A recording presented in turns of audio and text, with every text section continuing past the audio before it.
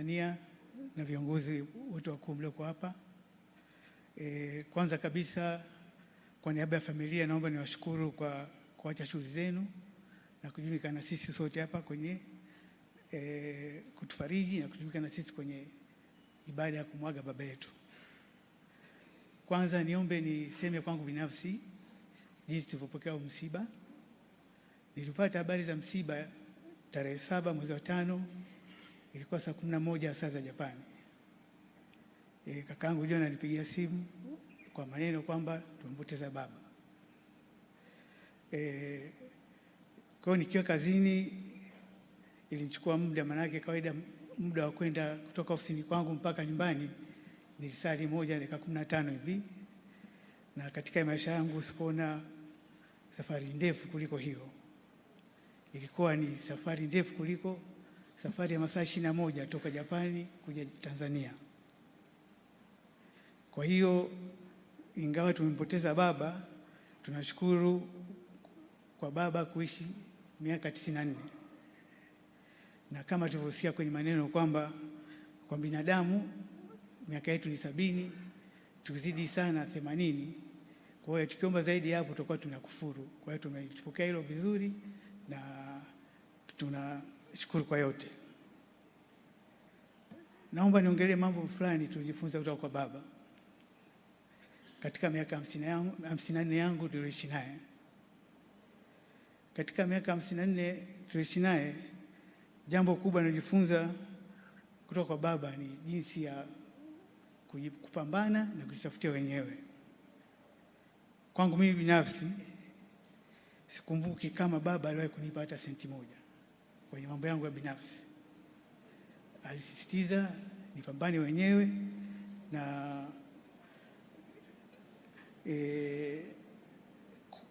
kwenye kujitafutia mwenyewe, ila katika hayo yote hakushita kuwa mshauri mkubwa, na alikuwa tunapata muda wa kuchambua changamoto tunazozipata na kunishauri, lakini pesa hajawahi kunipata siku moja.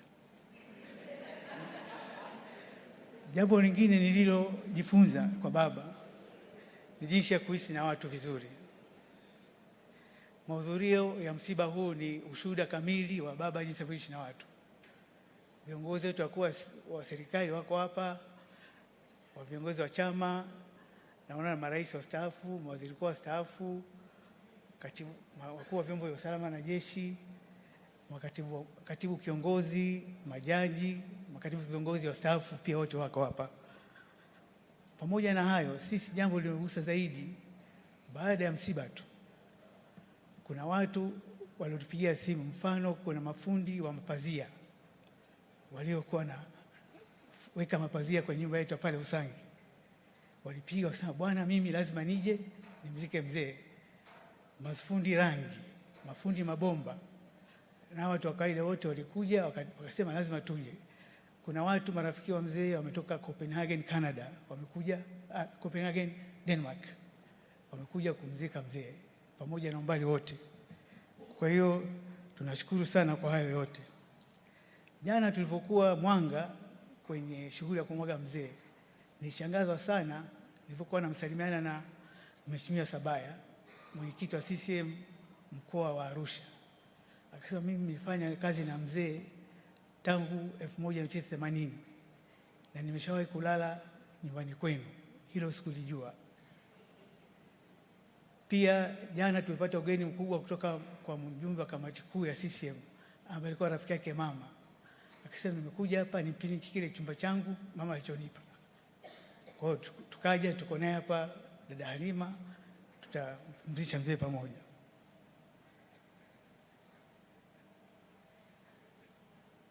Lingine ambalo kubwa nimejifunza kwa mzee, sio katika hiyo miaka 53 ya mwanzo, ni katika hii miezi 6 ya mwisho. Tangu Novemba mwaka jana mzee alikuwa anasumbuliwa, akawa hayuko mobile, na tulikuwa na utaratibu kila mwisho wa mwaka tunakuja Usangi, tunakutana na familia.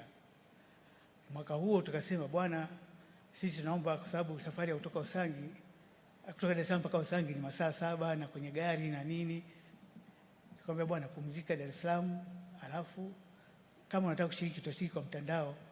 Akasema hapana, lazima nije. Kwa kuwa yeye alikuwa yeye ni mtoto wa 5 katika familia ya mzee David Mhako, lakini alikuwa kiongozi wa familia kwa sababu yeye ndio pekee alibaki kama wanafamilia.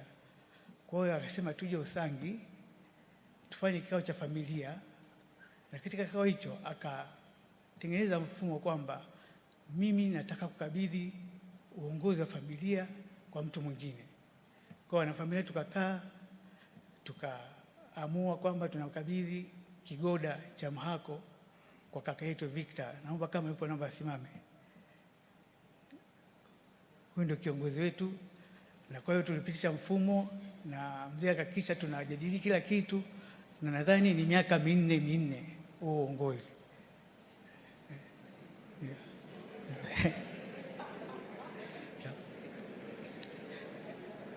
Hakuishia hapo. Tarehe 4 mwezi wa kwanza ilikuwa birthday yake. Baba kawaida huwa hapendi kufanyiwa birthday. Yeye mwenyewe akaagiza, mwaka huu nataka nifanye birthday. Akachagua nani aje, mchungaji gani afungue sala, kila kitu akakipanga mwenyewe. Na hapo tulipokuwa kwenye bahati nzuri tukafanya ikawa vizuri, na tulipokuwa kwenye hiyo birthday ilifanyika vizuri sana. Tukawa na majadiliano mengi kwamba watu wengi wanamwanga, wakasema tumfanye nini kumwenzi mzee. Tukawa na mawazo kwamba tumpe jina la bypass, sijui tumpe jina la bweni. Mwisho wa siku, kwa sababu yeye sio msaji mbele za watu, baada ya birthday kuisha nikamfuata nikamuuliza nini. Akasema nia yake yeye ajengewe chuo kikuu Mwanga. Na chuo kikuu cha aina gani? Akasema sio hivi vyuo vikuu vinavyotumia mitambo mingi sijui nini, tutumie brain power, ambacho alisema ni biotechnology au IT. Kwa hilo ndilo jambo alilotupa. Lingine alisisitiza sana hii benki ambayo alikuwa muasisi wake, mmoja wa waasisi Mwanga Hakika Benki. Hii benki tuikuze iwe sawa sawa na makina CRDB na kina NMB. Kwa hiyo hayo ndio nia yake ya baba. Sasa mimi katika hayo yote nimejifunza nini? Kikawaida mtu kifikisha miaka 94 una afya haiko nzuri na bado una wasiwasi, lakini yeye alijikita, hakujali hiyo hali yake, alithibitisha, alijitahidi kwamba mambo ende aje afanye mambo yake anayotaka na atimize ndoto yake, sio kwamba asubiri tu. Na pia kilichojifunza zaidi kwamba aliweka kipaumbele kwa jamii zaidi, sio familia yake mwenyewe. Mwisho ningeomba kutoa salamu za shukrani kwa serikali ya Jamhuri ya Muungano wa Tanzania chini ya uongozi wa Dr. Samia Suluhu Hassan kwa kumpa matibabu mzee alipokuwa anaugua na kushika msiba huu. Pia kipekee naomba nimshukuru sana dada Nyashinde toka utumishi, ameratibu sana msiba huu vizuri. Pale kulikuwa na migongano kati ya vitengo alivisolve kwenye njia ya utulivu na tumefikia hadi hapa. Pia kipekee naomba nitoe shukrani kwa mkuu wa majeshi Jenerali Mkunda kwa kusimamia itifaki zote za mazishi kwa kijeshi. Naomba pia nitokee shukrani kwa wasaidizi wa baba. Kipekee nimshukuru Fredi Nsolo, Paskali na Yuda kwa kumpa mzee msaada wa kimatibabu alipokuwa anaugua. Naomba pia nawashukuru walinzi wake kaka Mpangile na kaka Joseph kwa kuwa na mzee muda wote vizuri. Pia naomba nimshukuru kaka Dickson Msuya ambaye alikuwa anaratibu ofisi yake binafsi kwa kuratibu mambo yote ya mzee. Pia naomba niwashukuru madereva kaka Trump na kaka Mwaipungu ambao waliweza kuhimili spidi ambayo anaitaka mzee. Anataka kitoka Dar es Salaam afike saa 5, baada ya masaa 5 Usangi. Kwa hiyo tunashukuru walitimiza kazi hiyo bila kwa usalama. Naomba nishukuru pia kipekee kanisa zima la KKKT likiongozwa na Baba Askofu Malasusa kwa kushika msalaba huu, kipekee chaplain wetu wa Azania Front Mchiga Mzinga kwa kuwa nasi sote kila siku ya jioni pale Upanga. Pia naomba namshukuru maaskofu wote walitoka nje ya vitengo vyao kuja hapa Usangi kumzika baba, na pia shukrani ziende kwa mkoa wa Kilimanjaro na hususan wilaya ya Mwanga kwa kuratibu vizuri shughuli zote zilizofanyika wilayani hapa. Kipekee namshukuru dada DC ambaye anajiita binti watatu wa Mzee Msuya kwa kuratibu yote vizuri. Pia naomba niwashukuru wanadiplomasia kutoka Mwanga, Mheshimiwa Balozi Migiro na Mheshimiwa Balozi Shamim Nyanduga kwa kutukosoa na kutupa miongozo pale ya kiitifaki pale tunaendelea kwenye msiba. Pia naomba kushukuru familia ya Mhako na familia ya Mchangila, na tunaomba tuzidi kuendeleza umoja wetu ambao baba aliupandikisha chini ya uongozi wetu wapya Brigedia na kaka Victor na Brigedia Mbazi Msuya kutoka kwa wanafamilia wa Shikatini. Sitoweza kumtaja mmoja katika hotuba hii, lakini tunashukuru kwa wote walioguswa na kuja na kushiriki na sisi na kutufariji kwenye msiba huu. Asante sana kwa kusikiliza.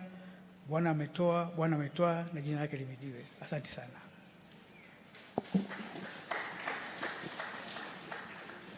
Asante sana mwakilishi wa familia kwa neno la shukrani. Mheshimiwa Rais wa Jamhuri ya Muungano wa Tanzania, kinachofuata hivi sasa